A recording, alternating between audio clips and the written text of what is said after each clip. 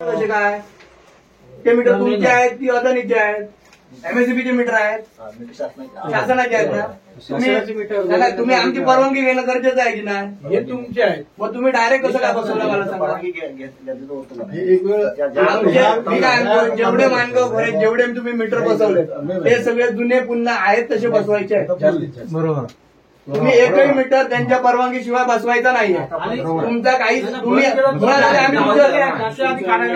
मुळात आम्ही तुमच्यावर कंप्लेंट दाखल करायला पाहिजे. तुम्ही आमच्या घराकडे येऊन चोरी चुके तुम्ही हे केलेला मीटर बसवलेला.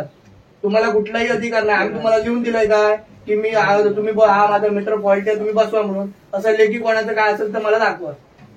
तुम्ही डायरेक्ट जाताय तिथले त्यांचे हे काढताय आणि लगेच बदलून टाकताय.